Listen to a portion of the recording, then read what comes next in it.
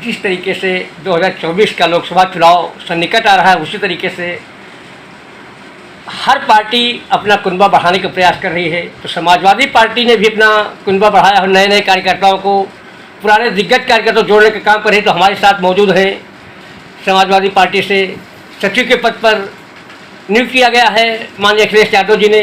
तो उनसे मुलाकात करेंगे, बात करेंगे। भाई साहब, सबसे पहले तो आपका नाम क्या है, जो आपको किस पद पर मनोनीत किया गया है?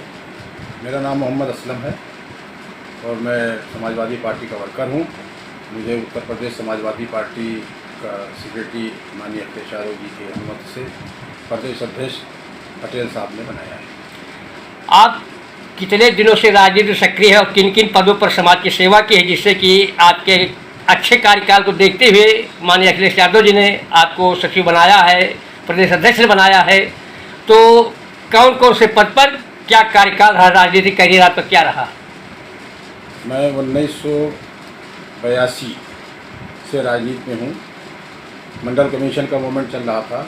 माननीय स्वर्गीय चंद्रजीत यादव जी के नेतृत्व में मैंने जनमादी पार्टी से राजनीति की शुरुआत की और उस मूवमेंट का हिस्सा रहा।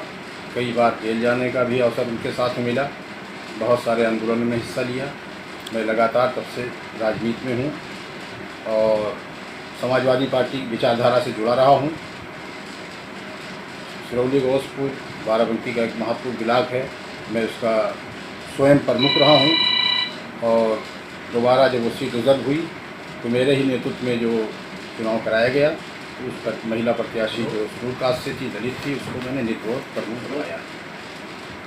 तो इस तरीके से आपने समाज सेवा की है और जो आगामी लोकसभा का चुनाव है, तो आप किस तरीके से इंडिया जो गठबंधन है और समाजवादी पार्टी के है, किस तरीके से नेतृत्व करेगी, जिससे कि पार्टी विजयश्री हासिल करे और अच्छी उन्नति के शिखर पहुँचे? देखिए, उत्तर प्रदेश क्या पूरे देश की जनता मौजूदा सरकार से त्रस्त है, उसकी नीतियों से त्रस्त है। जिस तरह से आज इस देश का संविधान और आइन खतरे में पड़ गया है, बार बार उसको बदलने की बात हो रही है, आरक्षण ख़त्म हो रहा है, सरकारी संपत्तियां बिक कर प्राइवेट हो रही हैं, तो उससे शेड्यूल कास्ट बैकवर्ड क्लासेस के लोगों की नौकरियां घट रही हैं। ऐसी स्थिति में पूरे देश की जनता इस बात पर तैयार बैठी हुई है कि 2000 के आने वाले चुनाव में इस सरकार को बदला जाए और इंडिया गठबंधन को सरकार चलाने का मौका दिया जाए, जिससे देश के संविधान और आइन की हिफाजत हो सके।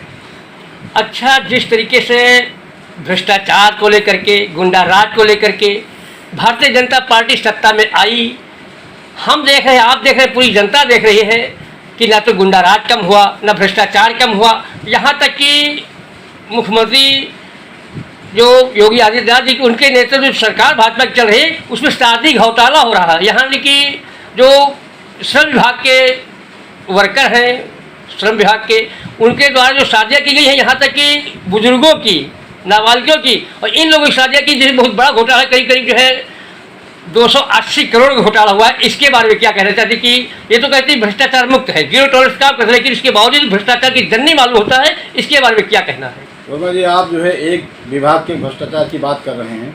इस सरकार के आने के बाद भ्रष्टाचार के इन्होंने नए तरीके खोजे हैं और कौन सा ऐसा विभाग है जो भ्रष्टाचार से खाली हो? देश लूट रहा है, प्रदेश लूट रहा है। बस स्थिति यह है कि अघोषित इमरजेंसी लगी हुई है, लोग बोल नहीं सकते, सड़कों पे नहीं आ सकते। अब जो बाबा साहब भीमराव अम्बेडकर ने अधिकार दिया है वोट के माध्यम से देश को और सरकार को बदलने का, वो जब अवसर आएगा, जनता अपनी ताकत को दिखाकर इन भ्रष्टाचारियों से देश को मुक्त कराएगी। गुंडा राज के बारे में क्या कहना है कि जिस तरीके से अभी हाल ही में घटना हुई है, तो बहु बेटियाँ सुरक्षित नहीं हैं, और जो एक मामला हुआ है अभी गाजीपुर में, या तमाम जगह पर जो है बेटियों की इज्जत आबरू लूटी जाती है और वो ठोकों की राजनीति करते हैं, जैसे कि संविधान पर न्याय भरोसा ही है कि तुरंत इनकाउंटर करते हैं। इसके बारे में क्या कहना है? अब स्थिति तो यही है कि क्या न्याय नाम की कोई चीज़ नहीं है और ये न्याय भी जो हो रहा है वो देख के हो रहा है और उसके कानून को दो तरीके से इस्तेमाल करते हैं। उसका डबल रूल है, लगातार बलात्कार बढ़ रहा है, इस गुंडागर्दी बढ़ रही है, लोगों की ज़मीनों पे कब्जा हो रहा है। वो सब करने वाले आरएसएस और बीजेपी के लोग हैं। धन्यवाद। आप बुनकर समाज से आते हैं और बुनकर समाज को देखते हुए समाजवादी पार्टी ने आप पे प्रदेश सचिव की जिम्मेदारी सौंपी है। अपने समाज के प्रति कितना समाजवादी पार्टी में उसको जोड़ने में कामयाबी लेंगे इस पे?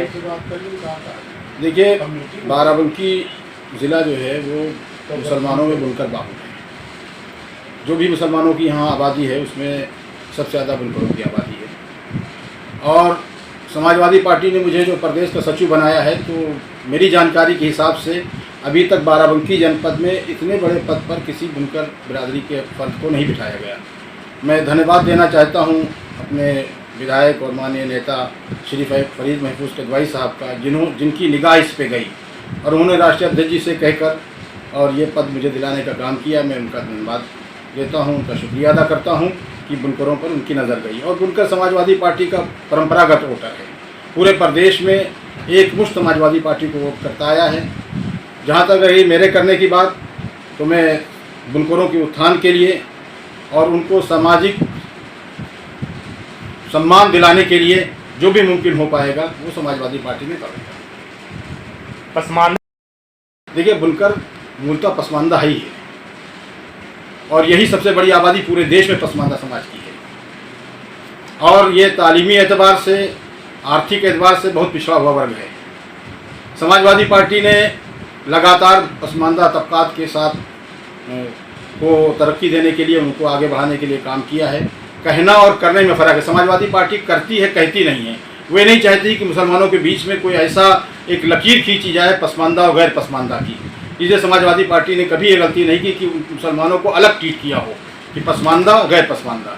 ये तो कुछ लोगों ने मुसलमानों में तकसीम के लिए अशराफ और अरजाल की कहानी शुरू की। और आज जो भारतीय जनता पार्टी पसमानदा की बात करती है, वे बात सब कुछ जानती है कि जो उसकी नीतियों से परेशानियां हो रही हैं वो पसमानदा समाज को हो रही हैं। पसमानदा समाज के लोग ही जेलों में भेजे जा रहे हैं। पसमानदा समाज के लोगों की ही लिंचिंग हो रही है। और फिर उस पसमानदा की बात करते हैं। पसमानदा की बात करते हैं अगर, तो पसमानदा का रिजर्वेशन करें ना। इसमें जो महिलाओं का आरक्षण लाए हैं इसमें पसमानदा करें। हिंदू मुसलमान सब पसमानदा उसमें आ जाएगा। उसके लिए करने के लिए तैयार नहीं।